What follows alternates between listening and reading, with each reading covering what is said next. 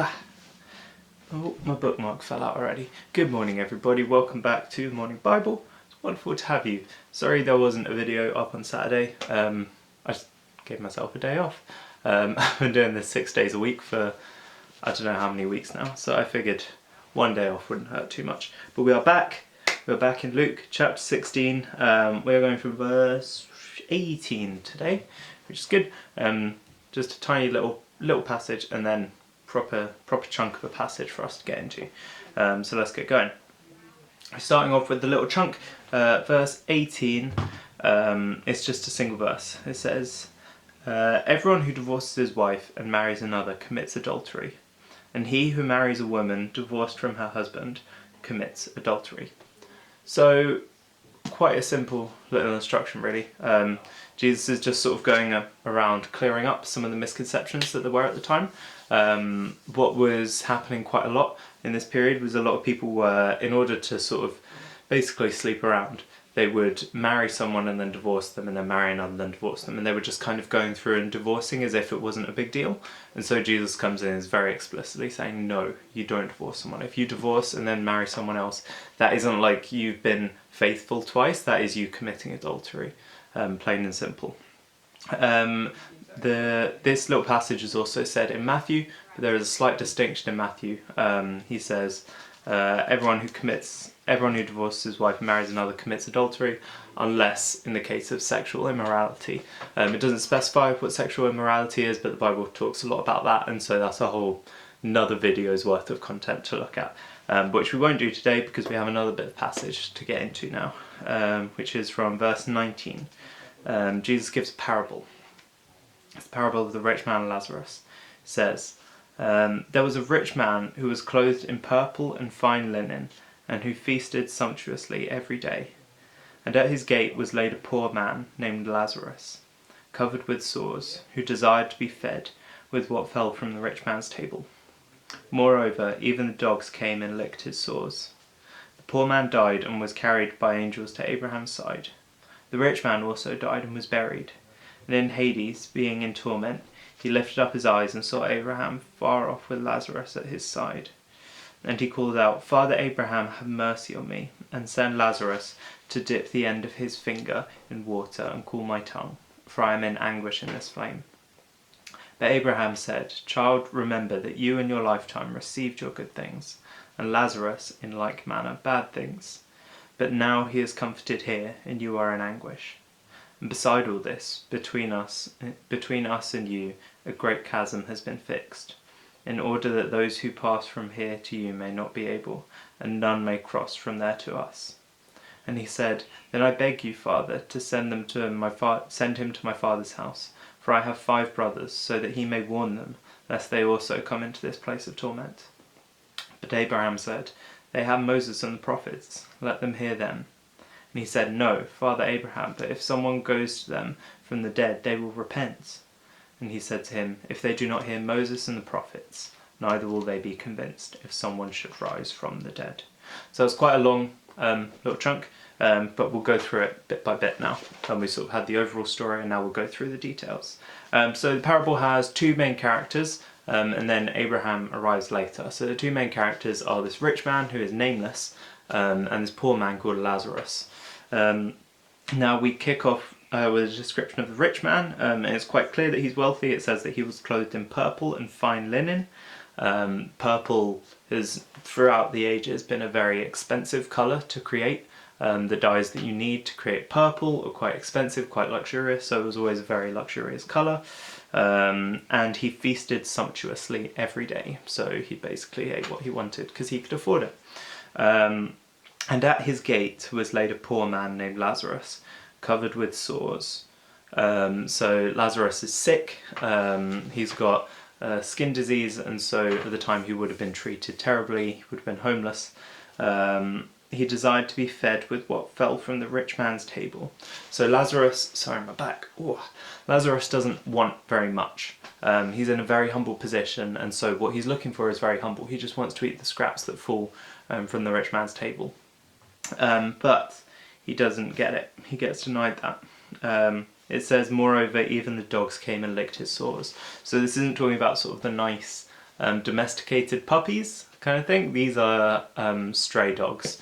They would have been quite vicious, probably quite disease-ridden, not the kind of dogs you want to be licking your sores. And so they were the only company that he had. And so the poor man died. Rather unsurprisingly, this poor man died in these conditions. And he was carried by the angels to Abraham's side.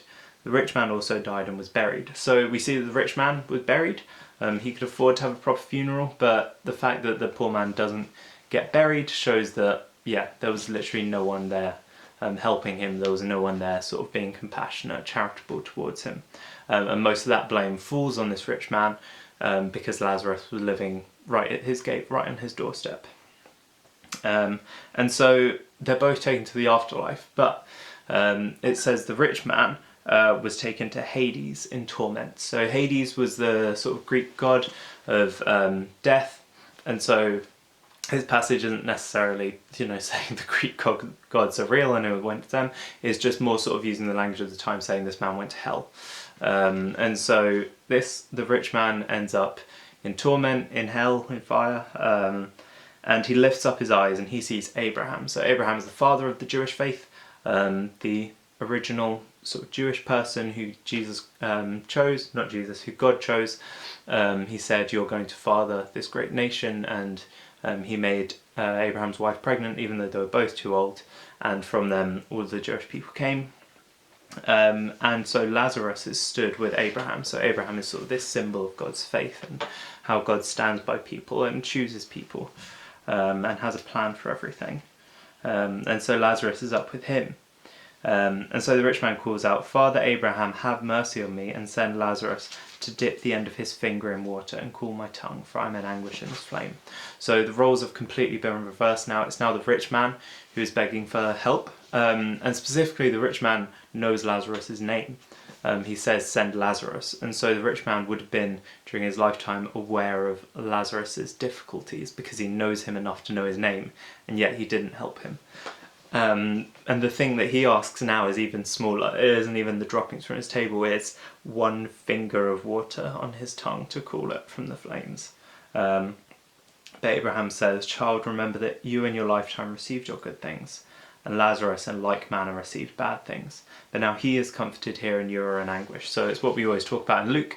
It's the classic theme that keeps coming back is the rebalancing of the scales, the addressing of the sort of wrongs of this world, the promised justice that we get where the rich and the greedy and the opulent and all the sort of over-the-top selfish sort of people are brought down, and the humble and the meek and the poor and the people who are suffering and diseased and mistreated are brought up and comforted by God. And besides all this, between us and you a great chasm has now been fixed, in order that those who would pass from here to you may not be able, and none may cross from there to us. So there's been a chasm put in place between these people, between heaven and hell. Basically, there's a big separation there now. And I think that's quite an important point to think about, actually, because before, when they were living their earthly lives, there wasn't a chasm between them. Lazarus was just sat at this man's gate. All the rich man needed to do was go outside and give Lazarus some food. There wasn't this chasm separating them. There wasn't this divide they had to sort of go past. They were together. They were living literally as neighbours on earth. But now that they've died, because their actions have sort of been set in stone, the ways that they lived on earth, the decisions they made have been set in stone, and this chasm has been created between them where now they can't make amends. The rich man can't make amends for the things he did during his life on earth. Yeah, and then the rich man calls out and he says, "Well, this isn't very fair." So he says, "Then I beg you, Father, to send him to my father's house, for I have 5 brothers, and so that he may warn them, lest they also come to this place of torment." So he's now saying, well, if you can't come and save me, if you can't come and help me, then at least go and help those people who are still sort of out there sinning. I have brothers who are living the same lifestyle as me. Go out and warn them. I don't want them to meet the same end. To which Abraham says quite a challenging thing, but also quite a true statement. He says, "They have Moses and the prophets, let them hear them. If they do not hear Moses and the prophets, neither will they be convinced if someone should rise from the dead." So, yeah, Abraham turns back to him and he says, look, they've got the whole of the Old Testament, all of these Old Testaments of the things that Moses and the Jewish people did, escaping from Egypt and establishing the covenant with God, the Ten Commandments and all the other Jewish law that came from that, and all the prophets that came since, like Elijah and Elisha, and all these various figures from the Old Testament have come, and they've got all this knowledge and all this information. They've got all this stuff, all these teachings, and these guys would have been Jewish guys as well. This family would have been a Jewish family, so they would have been aware of this stuff. It isn't like they've never heard of these people. They were part of their lineage. They were descendants of them, and yet, even with all of that, even with all of the Old Testament, all of that knowledge, all of the wisdom that's in there, they still don't turn to God. They still harden their hearts, and they still don't help their neighbour. And that's the ultimate point being made by this passage is, look, you can't wait until it's all gone too far and then say, well, why didn't anyone warn me? This stuff is pervading our culture now just as much as it was pervading their culture then. It's, the church is talked about everywhere. Every pop culture, film, TV show, song, they all come back to faith in some degree. It's this constant underlying thing. It isn't a lack of knowledge that is the issue with people. It's their hard hearts refusing to accept these things, and refusing to actually put into practice what they're taught. So yeah, it's quite a heavy passage today, but it's a really challenging one, because it just goes to show, you can know everything in your head. You can know all of this scripture in your head, but if you're hardening your heart to the person who's on your doorstep, to the person who's asking for your help, if you're refusing to reach out to them, then has any of this gone from your head into your heart?